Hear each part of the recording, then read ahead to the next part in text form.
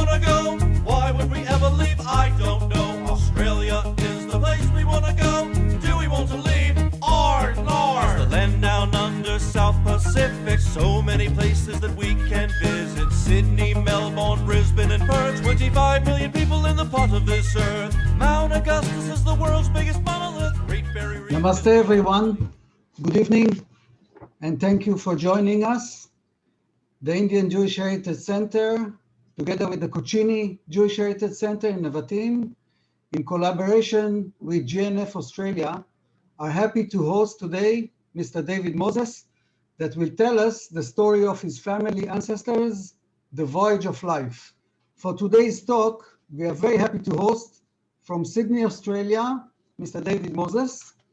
It is 5 a.m. in Australia, so we are very grateful to David for being up so early. Thank you, David. David was born in Sydney, Australia. He studied building construction management in the University of New South Wales, alumni of Harvard Business School. He was nominated by the entire class as class secretary. He served in the IDF in Tzahal as a combat soldier in the paratroopers. He is the managing director of Horizon, one of Sydney's premier luxury home building companies, and has received multiple awards for building and professional excellence. Horizon is one of the most awarded building companies in Australia. David is very much involved in the community, the Sephardic Synagogue, Irgun Nechei Tzahal. He is currently the president of JNF New South Wales and the vice president of JNF Australia.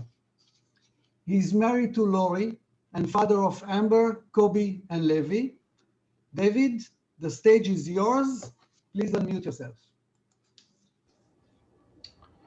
Okay, thank you very much, everyone. And Avner, thank you. It is 5 a.m. and it's dark outside, but it's summer here, so it'll be light fairly quickly. And we are thankfully also not suffering the effects of COVID like most of the rest of the world. So I hope everyone that's listening in and all your family and friends are okay and doing well. And inshallah, very soon we'll have fixed the COVID problem around the world and we can get on with life.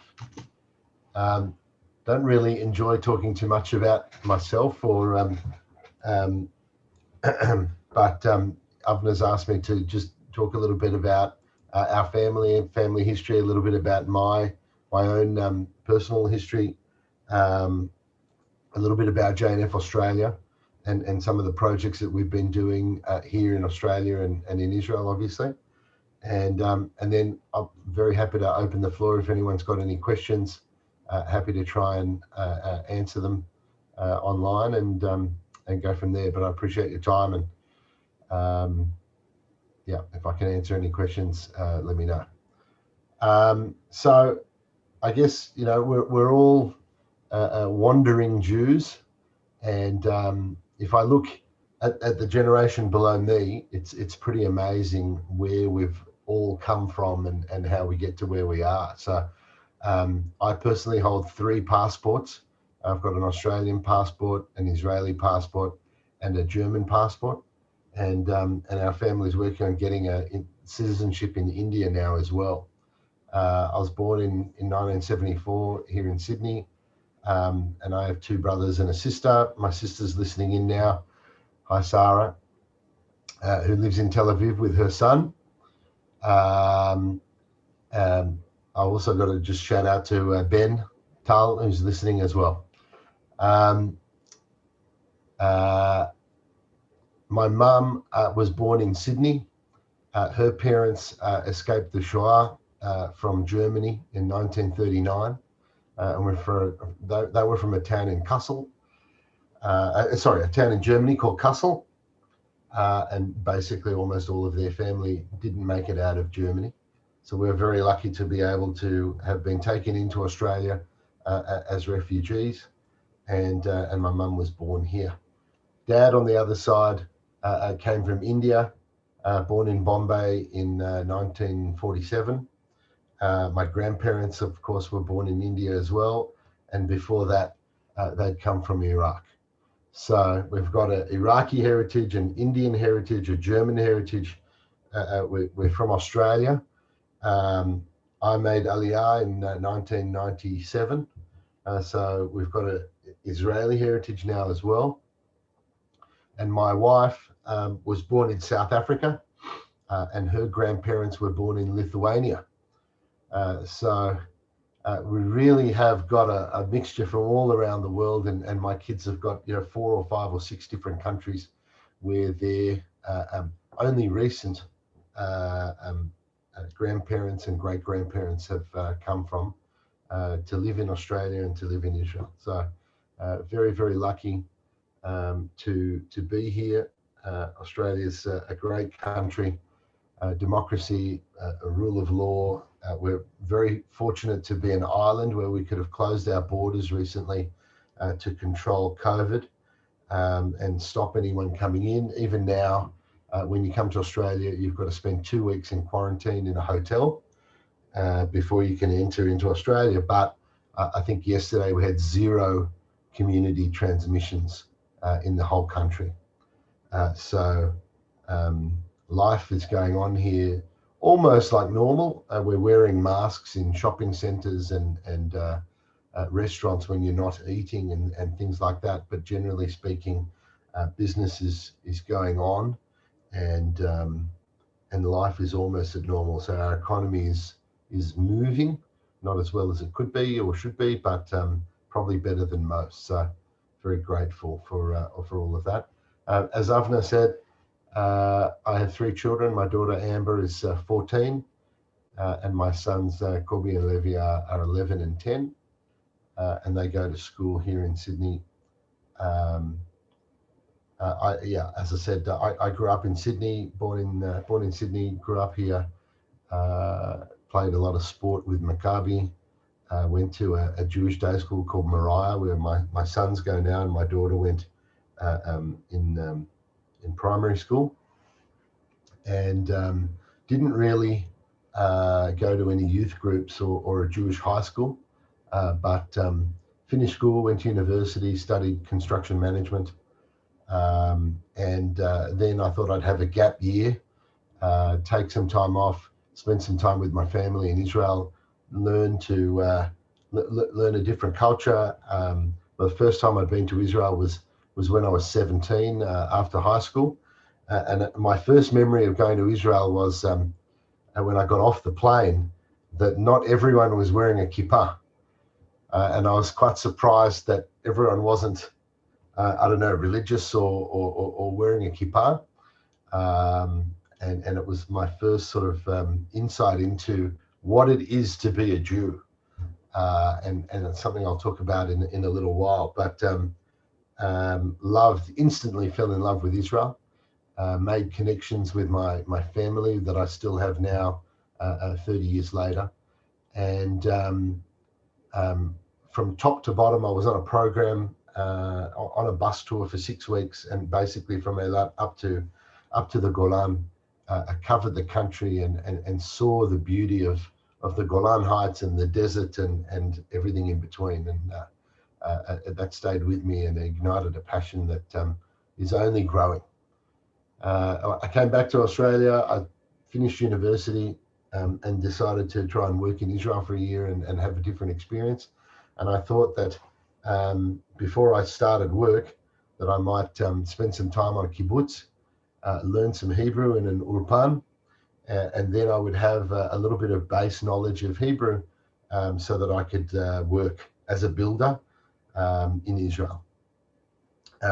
During that time, which was 1997, there was a lot of terror attacks going on, bus bombings, and a lot of news coming out every day from Lebanon and South Lebanon, and I would get on the bus to go back to Reut or Ben Shemen and Jerusalem to go and visit my family, and I would see the soldiers coming out of Lebanon back to their homes for the weekend. And I had this tremendous sense of guilt that I hadn't served or wasn't serving when others were, and made the decision to make Aliyah at the Misrad Apnim in Hadera and volunteer for the army. And then I thought, if I'm going to join the army, then I might as well try and do the best that I can in terms of where to serve.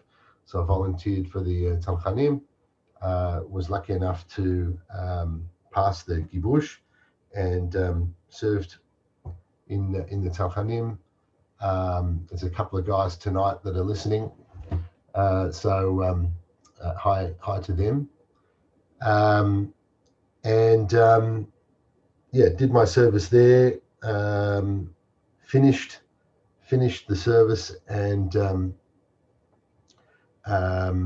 made my way to India, probably for the 4th or 5th time in my life, and spent some time in Nepal, went to Mount Everest, went through India, and then came home at the beginning of 2000.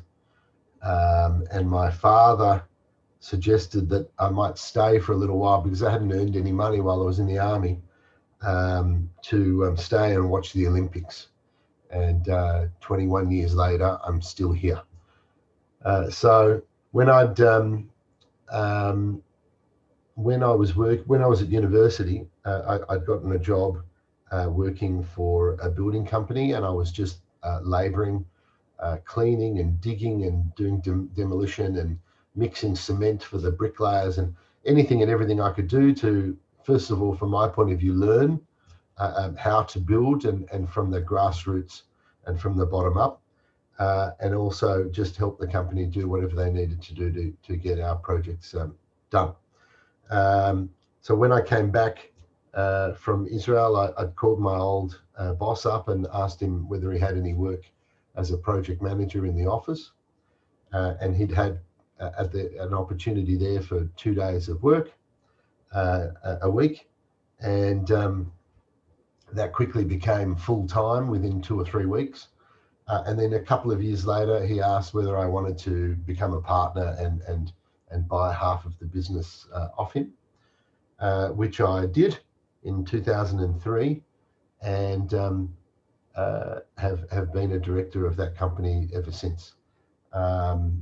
In 2009, we bought the other half of the business. My brother, Daniel, became a joint director or joint owner of the company. And since then, we've just grown the business, and as Avner said, one of the most awarded luxury residential home building companies in Australia, and one that I think we are very well regarded in a business or in an industry that people regard builders probably on par with used car salesmen, to have a reputation for someone that you can trust. And our ethos is around people enjoying, as much about enjoying what we're building for them as about them enjoying building it with us. And I think if people enjoy building, then they're going to refer us, and our staff will stay with us, and our team, our subcontractors, our plumbers and electricians and concreters and bricklayers will stay with us long term, which is how we have developed a sustainable business, and something that we're really proud of.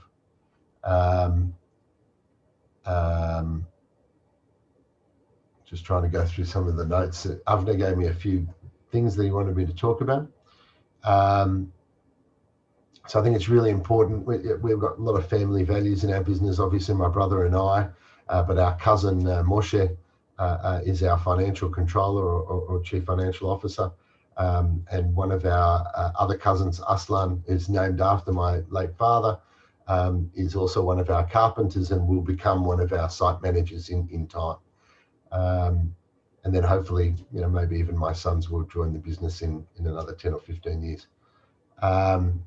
I think it's we also, just if people are interested, I think we've got a model that not many other building companies offer, and that is to give advice before people build so that we can manage their expectations properly.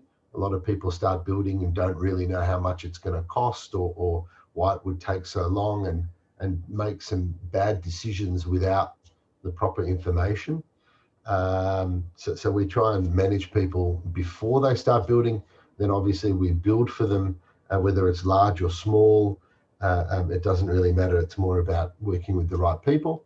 And then post-construction, we have a maintenance service. So we look after people's homes. A lot of people look after their car, but they don't look after their home, which is worth 10 times as much, or maybe even 100 times as much, and is going up in value rather than a car that's going down in value every year.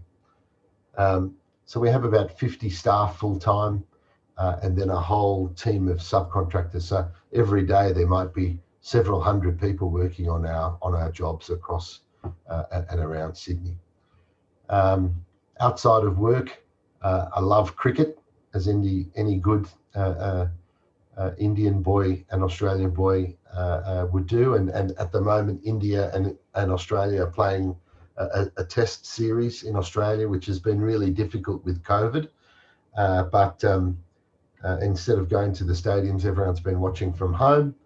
But it's been very exciting, and it's 1-1 after 3 tests, with a very exciting draw in the 3rd test. And then we're going, I think in the next day or so, to Brisbane for the final test, and hopefully if we get a result, there'll be a winner of the Border Gavaskar trophy. Sunil Gavaskar was a man I met, and I should have sent you a photo of that, but when we were young children in the 80s, I remember going to an Indian restaurant with my father and meeting the Indian cricket team, which was really exciting. And I've still got a photo of me sitting on Gavaskar's knee when I was about 8 or 9 years old. I also love playing golf, and rugby is also something I'm really passionate about. Enjoyed playing, enjoyed watching, and now I coach my son's rugby team. Love to travel, and hopefully one day we'll be allowed to travel again around the world. Might not be this year, but one of these days we'll be able to leave Australia and travel around the world again. And I love just barbecuing and spending time with family and friends. From a communal involvement point of view, as Avner mentioned, I'm very involved with the synagogue and Irgun Nitzanim, and if I can say hello to my friend Ilan, who spent many years running Irgun Nitzanim in Israel. Really appreciate your friendship, and look forward to many more years. Also was a volunteer. There's lots of volunteer groups around the world in Jewish communities, helping with Avtacha of the community around synagogues and around communal buildings and communal functions. So used to do that when I was younger, and still involved in some way now. But most of what I do at the moment is around JNF, or Kakal in Israel, and it's something I'm really passionate about for many reasons. And I thought I'd spend 5 minutes just saying why. I think it's 120 years old this year. It started in 1901 with Theodore Herzl at the Zionist Jewish Conference. And it's one of the oldest environmental organizations anywhere in the world, and one of the oldest Jewish organizations anywhere in the world, and 120 years young. It's always been a part of my life. My father was the honorary auditor in Sydney for over 30 years. And my auntie Salome, who I think is also up at 5 a.m. listening in this morning, I think she's been there 35 years, which is the longest serving employee for JNF anywhere in the world, and is absolutely, and is also running the most successful Blue Box campaign anywhere in the world. So Australia per capita is the highest rating or highest fundraising Blue Box organization in the world. and it's something we're really proud of here. And a lot of it, if not all of it, is due to Auntie Salome. She's an enigma in the community and a stalwart in the JNF office, and we look forward to many, many more years of her doing that. You know, I think JNF, and we've got the blue box here, of course. JNF has the most amazing brand. Anyone who sees a blue box instantly knows that's JNF. And from my point of view, if I take apart that sort of the word Jewish National Fund, it's a fund. You know, people ask me what is JNF, or people ask other people and they say it's a charity. Well, I would argue it's not a charity. It's a not-for-profit, but it's a fund. And funds are, if you went to Goldman Sachs or somewhere else, a fund is used as an investment vehicle. It's not a charity. And Jews around the world have put money in a blue box, figuratively or literally, for 120 years as an investment in Israel. And when I say Israel, I don't, you know, Keren Kayemet LeIsrael, I don't mean Medinat Israel, especially since 120 years ago, there was no Medinat Israel. The investment is in Am Yisrael. And that means obviously the 8 or 9 million Jews in Israel, but it's also the rest of the world and the whole Jewish people around the world. There's no point in having land or water resources or all of the other things or forests and parks and communities around Israel if there's no Jewish people. So a lot of the investment that we do is around Jewish continuity in communities around the world as much as in Israel, and making sure that there's a new generation that are proud to be Jews and proud of Israel. Australia has got a really interesting history with JNF. So in 1901, obviously JNF was brought into being, and the first part or the first stage of JNF was about taking money from Jews around the world and buying land in Israel or in Palestine at the time. And they went and bought land that was very, very cheap and was considered by the Turks or the Ottomans, by the Arabs, by the British afterwards, to be unusable. And most of it was swamp, unusable to live on, unusable for agriculture. But the Jews and the JNF bought that land. And then in stage 2, they came to Australia, Dafka, to buy eucalyptus trees.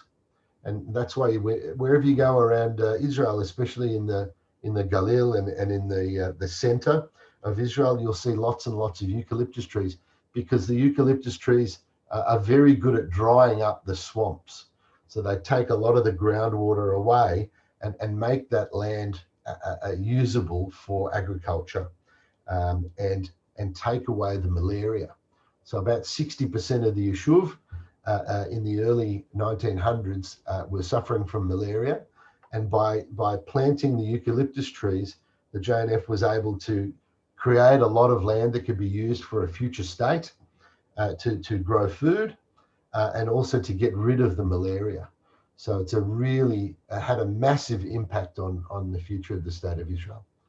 The third stage, of course, once you've got land that you can use for agriculture, the third stage was to build a water infrastructure, dams and reservoirs and pipelines, so that you could use that land and irrigate that land again to feed a future state of Israel. And then onwards from there was kibbutzim and moshavim and communities all strategically all around the state of Israel to be able to populate and secure the borders of Israel.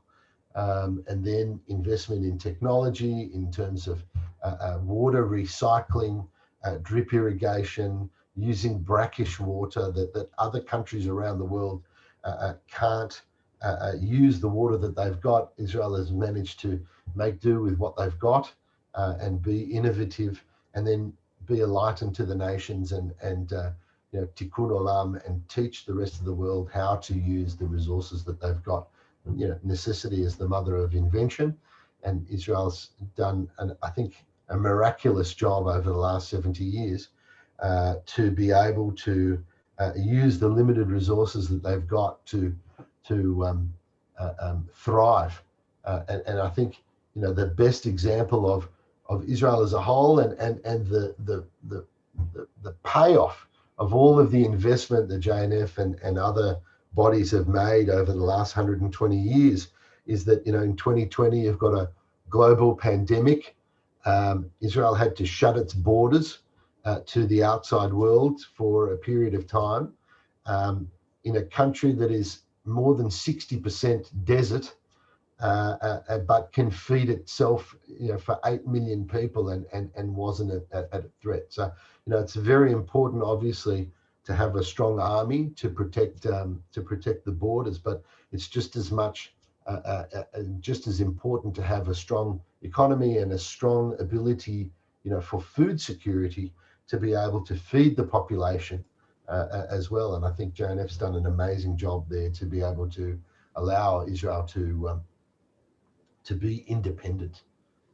And no one saw the pandemic coming, but obviously the vision was there to be able to say, as I learned again through JNF from Eliezer Shkedi that came out last year for JNF, to trust only on ourselves. Lismoch al atzmenu. Some of the projects that we're doing. Go on. I think this is the time that I will interrupt you for a few minutes, and I will show a short movie about a project that you did here in NEVATIM, in Moshav Nevatim, a few years ago. And that is exactly all the things that you spoke about: water, irrigation, planting trees. So I'll share the movie with all of you.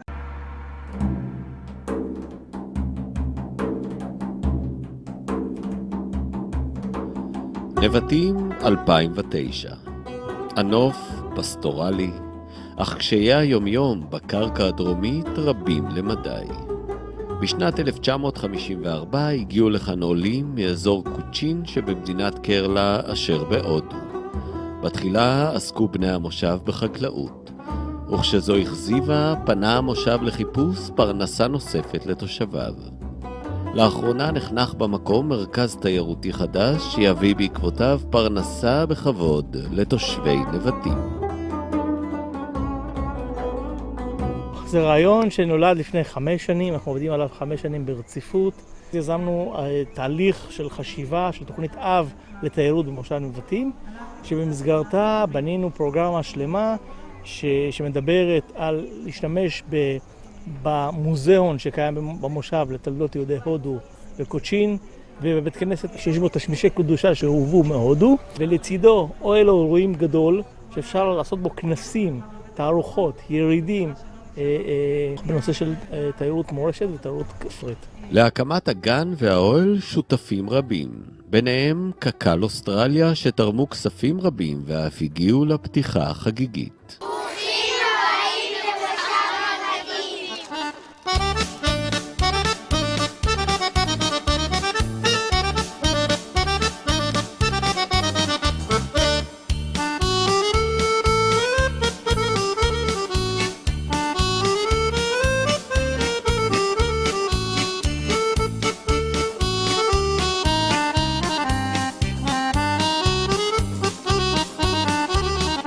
בתחילה אני רוצה לברך את האורחים המכובדים שהגיעו אלינו מכל קצוות הארץ בעולם, ויש מנהג הודי שכל אורח שמכובד שמגיע אנחנו מעניקים לו זר פרחים.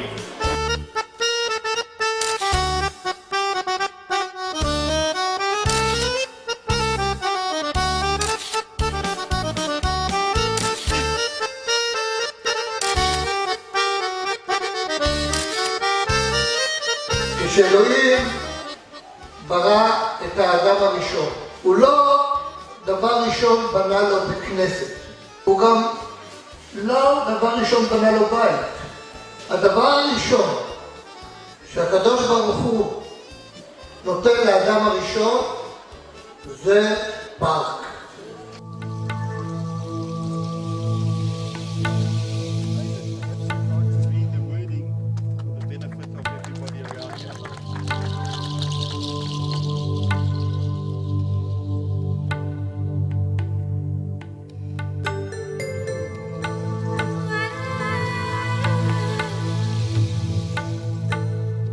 הקמנו גן קוצ'יני שוטף את בית הכנסת עם צמחייה טרופית של קוקוסים ובננות ובריכת לוטוס שיש בה מים שמזכירים קצת את הודו הירוקה עם מקווה המים הגדולים.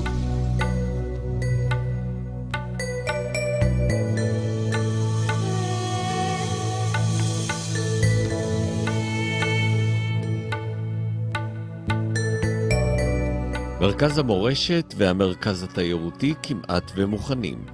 אברהם מור, יושב ראש ועד המושב, מסביר מדוע הדבר חשוב כל כך. ומי שיודע לחבר בין העבר להווה, הוא יודע גם מה מצפה לו העתיד. הוא יכול לבנות את העתיד שלו יותר בריא.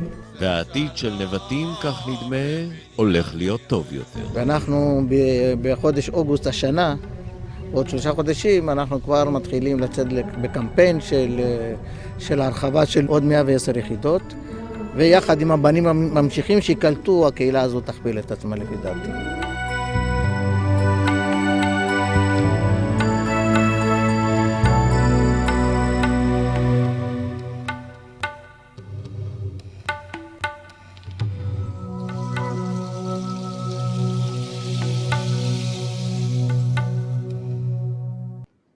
That's it. The stage is yours again. That was meragesh, and I think I've aged in 10 years. I'm looking a bit older now. But thanks for that. I've brought back some really great memories, and that was a project that we were really proud of, and continue to be proud of. And just before you interrupted me, I was just going to sort of just explain a couple of other projects that we've been involved with, just to give you guys an idea of what the Jewish community in Australia has been working towards through JNF in Australia. Well, first of all, as I've said, part of JNF's role is about making sure that the community here are proud to be Jews and proud of Israel. One of the ways that we do that is we send a shaliach. We have an education shaliach here in Sydney, and he goes to the Jewish schools every single day and teaches our youth about Israel, about the geography, about the Chagim, and encourages a love of Israel and Tzionut. And we don't charge the schools for that. That's all on JNF. And we are trying to foster that love of Israel for the next generation. We also try and deal with our young adults from 20 to 35, and we have something called JNF Future. We have our normal JNF operations, and then we try and look after our senior citizens as well. And we have monthly meetings and bus tours and trips to Israel and tours to Israel and all kinds of things like that. In terms of Israel, it's very much about projects. So we try and look for projects like the park and make investments that are strategic in terms of the values that we're trying to espouse, and looking in the best way possible to invest the money on behalf of our community and our people. So we've, in the last 4 or 5 years, we've built for Irgun Nechei Tzahal, we're doing all of the gardens around their new Beit HaLochem in Ashdod. We are building a resilience center in Sderot. So 60% of the children in Sderot have PTSD because of the missiles that have been firing from Gaza. So we're building a center there where children can get psychological treatment by animal therapy. So looking after dogs or rabbits or even snakes can help the children to overcome their fears. And the theory is with a snake that if a child can learn to look after a snake and not be scared of the snake, then hopefully they won't be scared every time there's a siren and they've got to run for cover and into a shelter. So that's another project that we're really very proud of. We have built a community accommodation in Sydney's new in Israel's newest settlement is called Shezaf in the Negev, down near Nitzanim, and we've built some accommodation there for new families until their house is ready. Again, border security down on the border with Egypt, and encouraging people to move into the Negev and give them a quality of life so that they stay and they bring more people down with them. We've built in that same area, we built a community center in Kadesh Barnea. We're building a park also in Ramat Negev. It's called the Nitzanim Ecological Park. And we're taking a sewage treatment plant that would otherwise pump sewage into the ground, and we're saving that pollution by recycling that water, storing that water in a dam that can be used to irrigate and grow food. In the meantime, that dam, the water is so clean that you can actually swim in the dam and paddle in the dam, so that we can use it for as a lake for swimming. And next to that dam, we're going to be building a park with a bike track and a picnic area, because a lot of the yeshuvim there have a little playground for the children, but don't actually have a park where they can kick a soccer ball or ride a bike or have a picnic. So it's about a quality of life for the people down in that area. It's about saving pollution. It's about using water for irrigation, for food security. And of course, you know, those people are down there on the border with Egypt. So it's about border security, food security, pollution, and even as a place where birds that are migrating north and south can have a break, have a drink, and then continue on their way. So they're the kinds of projects that we love to do here. It's about people, it's about the environment, it's about strengthening the state of Israel. And we've been investing in the Arava and in the Negev and in the Galil, and we'll continue to do so, Kfar Aza,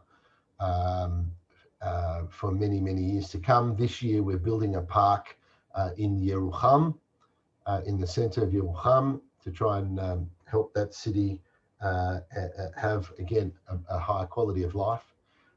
And we will be building, similar to what we did in Shezaf, we'll be building some accommodation in the newest settlement that will be down in that area, which will be called Kfar Herzl, after Herzl, who helped get JNF started. So there's still a lot of work to do. Ben Gurion's dream of populating the Negev is alive and well, and it's something that we're working really hard on to achieve. But at the end of the day, it's all about Jewish continuity and making sure that Am Yisrael is stronger and stronger than it's ever been. I think that was really all I wanted to say. I had a little story about India. Avner asked me to talk about a few values. I mean, obviously the values that I try and run my own life with and my own business with and JNF with is about family values. I think I consider it to be a huge privilege to have been born Jewish. I mean, we make up 1% of 1% of the world, but have the most amazing impact, have had and will have the most amazing impact on the world, and to be part of that culture and history is a real privilege and an honor. You know, I've always just tried to do the right thing to the best of my ability. Nobody's perfect, but I just try my best. I think culture starts at the top, and something that I learned in the army. Dugmai shit. Try and. You can't expect other people to do things that you're not prepared to do yourself. And people are watching. So try and be an example to those that are working around you. And I just thought I'd say, my first experience of India was when I was 8 years old, and we took a flight on Air India from Sydney and landed in Bombay at about 3 o'clock in the morning. I remember standing near the door of the 747 and them opening the door, and this unbelievable wave of humidity came over me, and got off the plane, saw my auntie Lulu, which many of you will know, waiting for us at the airport. Got into a taxi at 3 o'clock in the morning. It was pitch black, and we went from the airport back to her apartment. And for the first time in my life, having lived in a very sheltered existence in Sydney, I saw thousands of people sleeping in the street, on the footpaths and in the street. And I'd never seen that before. And I asked my dad, I was sitting next to him, and I said, why are all those people sleeping on the footpath? And he said, well, they don't have a home, and that's where they live. And you're very, very lucky to be living in Australia and living where you are, the way that you are. And you should never really complain about anything ever again. And I'd love to say that I've never complained or been upset at my lot in life or why things haven't worked out my way. But generally speaking, and that would be a lie if I said I had, but generally speaking, that's always stayed with me, and to be humble and understand how lucky we are to be where we are. And I guess the other takeaway that I've had from my travels in India is that there are so many people there with so little, but yet seem to be so happy and content with what they've got. And I think that's another lesson that I try and keep with me is to try and stay humble and grateful for everything that we've got with our, thank God, healthy family and living in a good country with good healthcare and at the moment especially, and good government and a good way of life. So I made a little note here just very quickly, just for people's background on the Jewish community in Australia. Basically, there's about 120,000 Jews in Australia. 50-odd thousand are in Sydney, 55 to 60,000 are in Melbourne, and the rest are in Perth, Brisbane, and very, very few in Adelaide. Most of them are Ashkenazi and have come from Poland and Germany and Hungary and Russia. And now, in the last 20 or 30 years, there's a tremendous amount that are from South Africa, including my wife. Today is our 15th wedding anniversary. And they've contributed a huge amount to the community here. They're very, very traditional.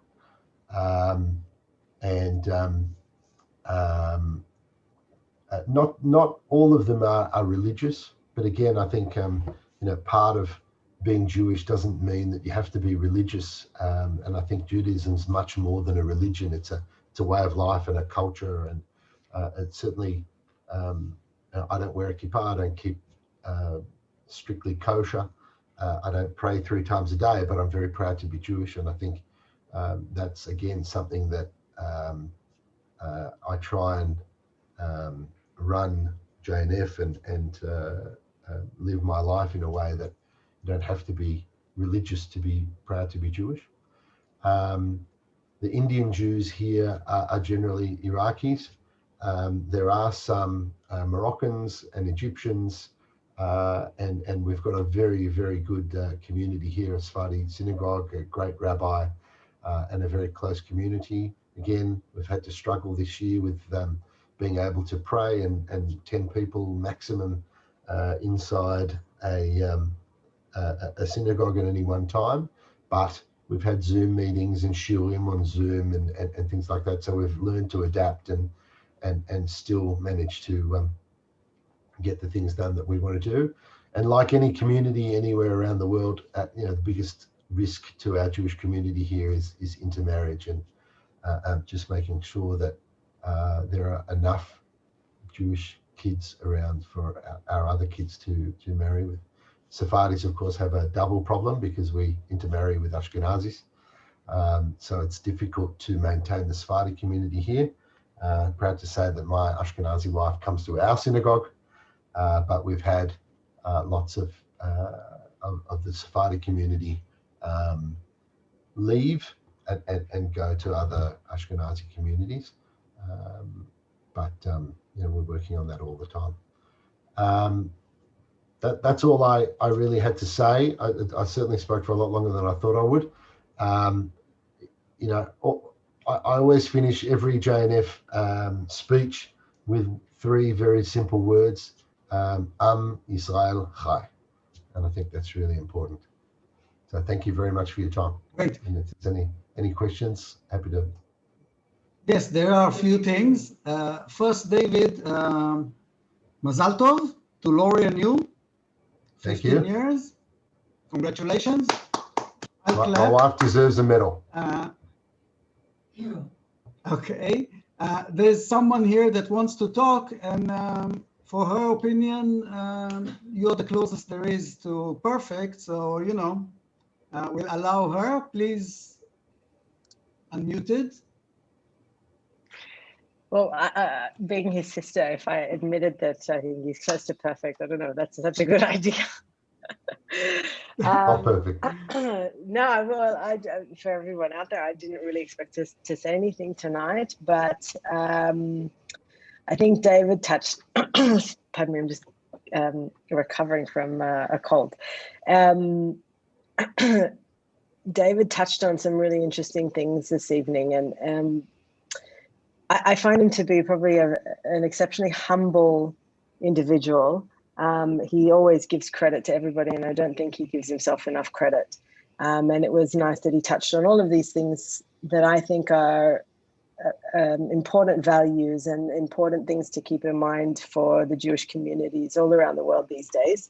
I think David and I and our other 2 brothers have been fortunate enough to have an amazing upbringing and an incredibly interesting family background. And we've had an amazing experience with our parents growing up in a very privileged environment. And it's thankfully quite common these days, but what you choose to do with those things that you learn is a whole nother story. And I think these days I see it less and less that people are standing up and doing amazing things for their communities and for their families and for their friends and for really great causes. And to watch David do so many wonderful things is a credit to him. Credit to my parents too, who have taught him so beautifully well. And it's very inspiring. I often wonder how he is able to manage and keep time to do everything. But he does, he continues to do it. As I said, very inspirational and something that I hope his children and also my son chooses to acknowledge and look up to and admire, so that they also become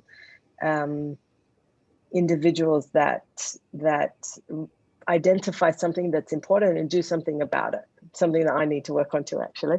But yeah, it's and just to bring it back again, I think it all often comes down to our heritage and the lessons that we learn growing up from our families. So pretty sure that that's had a lot to do with the person that David is today, and I hope he continues to. He should be very proud of himself, and I am too, have to admit.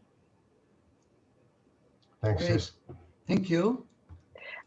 No worries. I also just want to flag very quickly.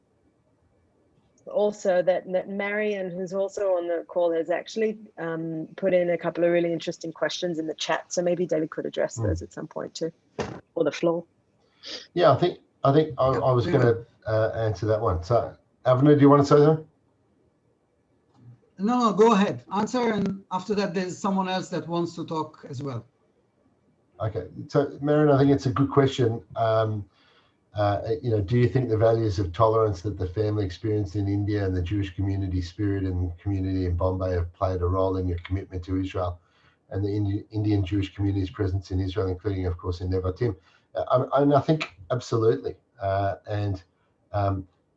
From a business point of view, when we look at staff, and I was just talking yesterday about we're looking for a new staff member, to be a builder, or short of being a brain surgeon, you can teach people how to do their skills. And I've always believed you can teach people how to be a builder. That's actually, I think, a pretty easy part. But to teach people how to turn up on time and to work hard and to be honest and go the extra mile when they need to, those kinds of values, you can't teach those people, especially by the time they come and work at our company. Those things come from the home. And they're sort of family values that are engendered from very early on, and they're very hard to change, and they certainly can't be taught later on in life. So I think all those types, humility, community service, family values, they come from the home, and ultimately they come from my parents, who would have learned it from their parents in India or in Australia or wherever. So I think the Indian community was an amazing community, very close-knit, very supportive of each other, very traditional, and very protective of their culture and their heritage. And I think it's important, if you want to know where you're going, you need to know where you've been and who you are and why you are who you are, so that you continue on. And again, I just come back to that core belief of mine in Jewish continuity. And that anything like that comes down to values. Okay, Adi wants to say a few more things. So Adi, you're unmuted. Adi, go ahead. Just a moment. Do you hear me? Yeah, now you should hear me. I'm gonna try to practice my English. Well, first of all, David, it's good to see you. Great to see you, and the background of the Sydney, the Opera House, etc., and the harbor. And all your talk was exciting, and of course, it's very meragesh, as you said. I think that's the ongoing Zionism, what you and the people like you are doing now. And I'm going to say some things on behalf of the kids we were and the kids that are already here on Zoom from Machlaka Achat, first platoon, back then at the end of the last millennium. Just a moment, I'm going to say some words in Hebrew, if you don't mind, guys. I hope the Hebrew speakers will help me out translate it. So I'm going to show you first some, you probably know that a platoon of paratroopers is about 30 to 40 kids, grown-up kids, at their 18, 19, 20s. And we were all about 18 and 19. And David joined us. He was already then 24 years old. So we considered him as a big guy already, the grown-up in our platoon.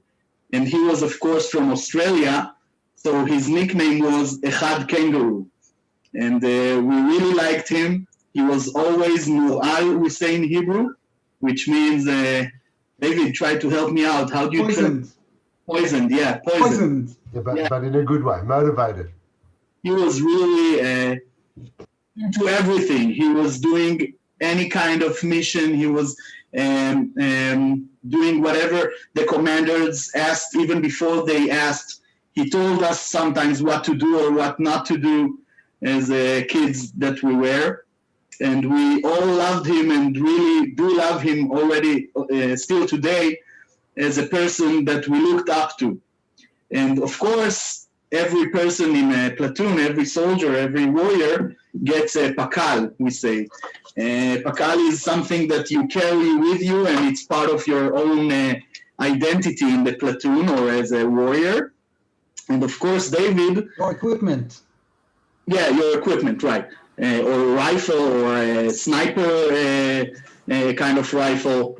But David insisted on having the hardest, by far the hardest pakal, which is the mag. As some of you may know, it's a very heavy, I'm not sure, but around 25 kilograms. Am I right, David? Am I right? Yeah, it's a mag, I'm sure you remember. It's about 50. 50? Yeah. Yeah. Korinut is 50. Okay. So he used to carry it with in his teeth, we say, and he used to carry it with a smile on his face. Sometimes he had some bad words in English while we were doing masaot, but we all looked up to him, and we considered him walking with the mug so smoothly as somebody that we have to follow. And if he carries the mug without any problem, we should carry our own stuff and keep going. And he injected Zionism from his DNA to our platoon. So I want to show you the Sefer Sof Maslul, if you guys know what it is. It is a book that we have. Can you see? I hope you can see. A book that everybody that finishes the Maslul, finishes the trail of Tzanchanim after 1 year and 2 months receives. And I'm going to show you the picture of David back then carrying the communication device. Hope you can see it. So that's David back then when he was 24 years old or something. Am I right, David? That was 24. Wow. Yeah, I forgot I had hair. Yeah. Yeah. I'm going to try to read it in Hebrew, if you guys don't mind. And you can say whatever you think. But you can see the word David Moses, one kangaroo. And that's still true. So, David Moses, אחד קנגורו. פקל, מג פלוס קרס מבצעית. בעתיד, איזה עתיד? הוא כבר בן 30 עוד מעט. תחביבים, לעצבן את כולם ולהודיע לכולם שהוא תמיד צודק. משפט מפתח, תסגור את הפאקינג ברד, it's fucking freezing בחוץ. משפט מפתח 2, אודי, תסתום פה שלך, you fucking asshole. fucking David Moses, that's the name. ואותו כל הגדוד מכיר וכך הוא השם. הרי איך אפשר לפספס בחור ענק בן 24 שנים, שכל חלומו היה להיות מגיסט בצנחנים. אז דיוויד, שהגיע אלינו מאוסטרליה הרחוקה, הפך ממש לסמל במחלקה. סמל של רצון שמתגבר על יכולת אישית, כי לסחוב מג במחרוק ובמסע קומטה זו הצטיינות אמיתית. דיוויד עלה לפלחות בתור אפרוח וכבר קיבל ותיקות. ואותו בקשר אפשר לשמוע ומהמבטא הכבד מצחוק למות. דיוויד נותן את כל כולו לצבא, והיה לבחור המורעל ביותר במחלקה.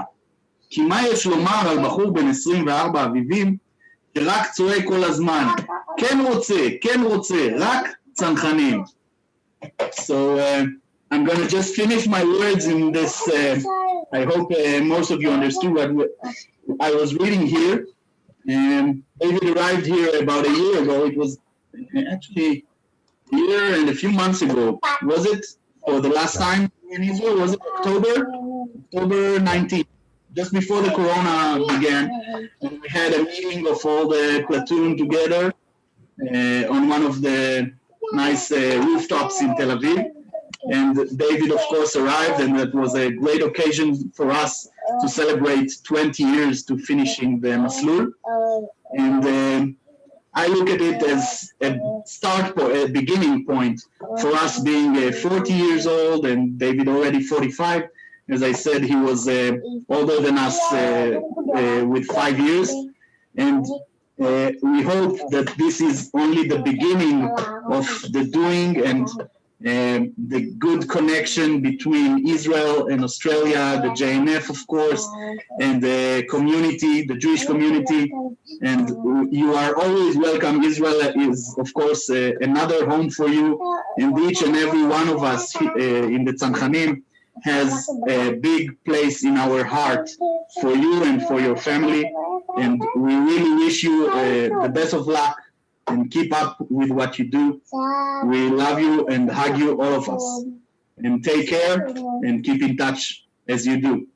Actually, I have another anecdote to all of you guys here. You might know that we have a WhatsApp group of all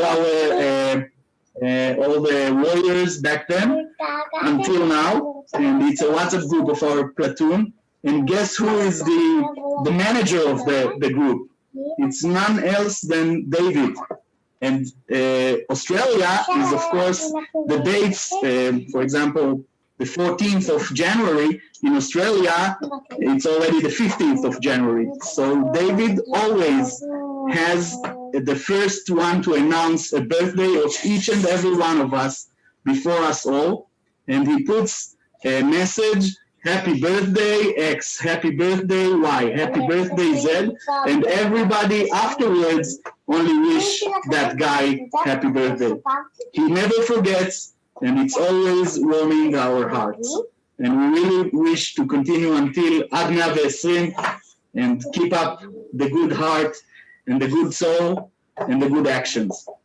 Keep it up. יופי. תודה רבה, עדי. תודה לך.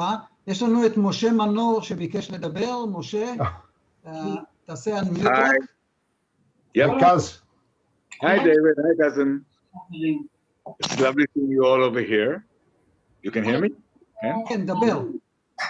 It's lovely seeing you all over here. It's very exciting, and seeing all family and people from all over the world, Australia and Israel and London and America. I was just only shows, David, how much you are all in our heart, how much in our hearts. And because there's just one more thing I have to tell you.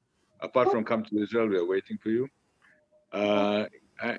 It is really very meragesh to hear your talk, and I think that one thing that you should do is you should be a role model for all the younger generation in Australia, or in other places, because your enthusiasm and your energy and your optimism and you want to help, you never say no. I mean, if I ever be stuck in the desert on an island, I prefer being stuck with you, because you'll always be there to help. You will never say no, and you're a real role model for the younger generation, and you should do it. בהצלחה. Waiting for you. תודה. מגיע. תודה, משה. Okay. We have one more person, Mati. Yes. Well, David, you remind me of your father, and I'm really, really proud of you, and I'm very glad of the connection that you and Avner are doing for us. It is, I can't explain in words. And I remember the day that I saw you, I said, I knew someone who just looks like you, and you said, and I told you the name, and you said he was your father. So there's many, many things that you resemble in him. And thank you for everything that you're doing for us, because we have great dreams for this NEVATIM program. Thank you again. And I thank Manor, because I remember he brought you to that party when I met you, if I'm not mistaken. And we'll have a Shana Tova. Thank you again. Amen. Pleasure. Zeo. Thanks. David, there's another question from Marianne asking if you know anything about the Mizrahi synagogue in Sydney and who built it.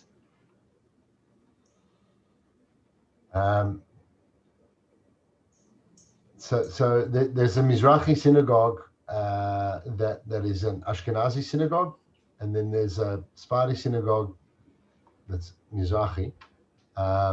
So I'm not sure which one, but the one in the Sephardi synagogue was built, I think, in 1960, if I'm not mistaken, and a big part of that was through the Aaron family, through some Indian Jewish Iraqi families, and it's the one the interesting. family helped start.